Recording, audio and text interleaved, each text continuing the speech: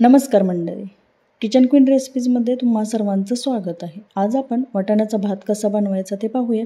त्यासाठी साहित्य काय काय घेतले ते इथे तुम्ही पाहू शकता. आणि 2 वाट्या तांदूळ घेतलेला आहे, तो स्वच्छ धुवून घेतलेला आहे. आणि आपल्याला हा भात जो आहे तो कुकरमध्ये बनवायचा आहे. ताजे वाटाणे मी घेतलेले आहेत आणि कुकरमध्ये झटपट आपल्याला तो बनवायचा आहे. चला तर मग रेसिपीला सुरुवात करूया. आणखीन एक कोणीतरी कमेंट करण्या अगोदर मी तुम्हाला अगोदरच सांगते, पॉपकॉर्न बनवून माझ्या कुकरची मुलांनी अवस्था बघा कशी केलेली आहे. स्टीलचा कुकर आणि त्या कुकरमध्ये सुट्टीमध्ये त्यांनी पॉपकॉर्न बनवलेली आणि ते मला तर एक थोडंसं काळपट झालेला कुकर निघतच नव्हता.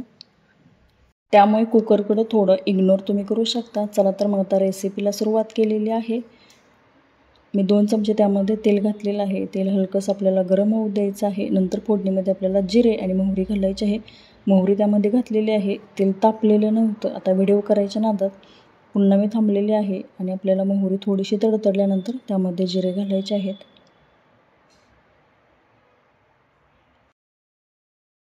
मोहरी तेलामध्ये छान जर तडतडली तर त्याचा स्वाद जो आहे तो तेलामध्ये उतरतो. कोणताही पदार्थ बनवत असताना तेल गरम झाल्याशिवाय मोहरी टाकायची नव्हती, परंतु कुकरची उंची जास्त होती ते मला गरम झालं हे पटकन लक्षात आलं नाही आणि तेल गरम झालंच नव्हतं.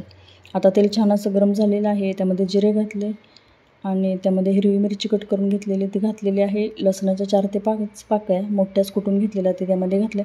आणि मी हे सर्व साहित्य गोळा करत असताना कढीपत्ता मला सापडलाच नाही, त्यामुळे मी नंतर त्यामध्ये कढीपत्ता ॲड केलेला आहे. आपल्याला हे छान असं हलकंसं ब्राऊन होईपर्यंत परतून घ्यायचं आहे. गॅसची फ्लेम इथं मी लो केलेली आहे आणि कढीपत्ता शोधत होते आणि मला फ्रीजमध्ये एवढं साहित्य भरलेलं होतं, कढीपत्त्याचा डबा सापडत नव्हता. मी नंतर तो कढीपत्ता शोधला आणि नंतर मी इथे फोडणीमध्ये घातलेला आहे.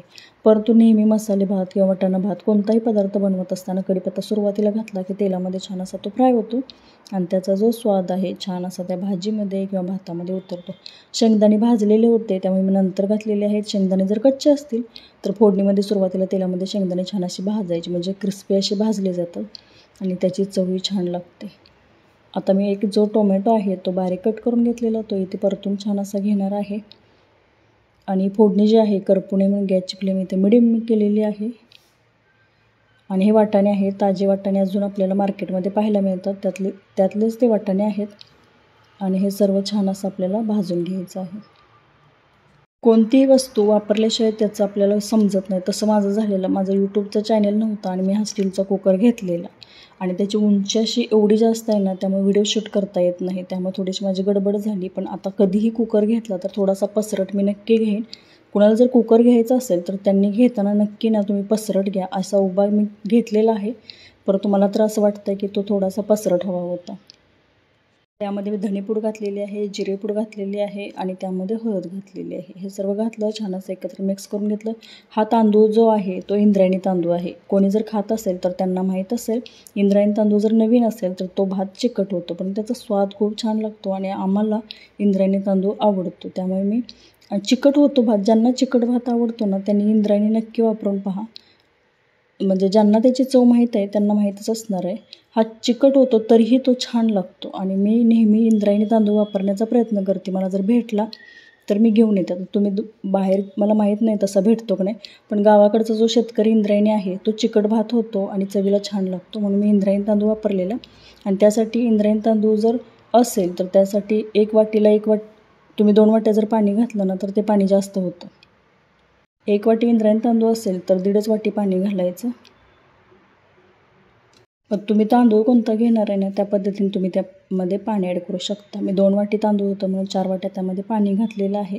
मुद्दाम मी पाणी जास्त घातलेलं आहे, कारण खिचडी जशी आपण मऊसूत करतो ना तसं मला हा भात थोडासा मऊसूत करायचा होता. म्हणजे मुलं पण खाणार होती म्हणून मी जास्त भात बनवलेला आणि पाणी पण जास्त वापरलेलं. कुकरमध्ये एवढं पाणी घालायची गरज नसते, पण चिकट भात व्हावा, मऊसूत व्हावा म्हणून जास्त पाणी वापरलेलं आहे.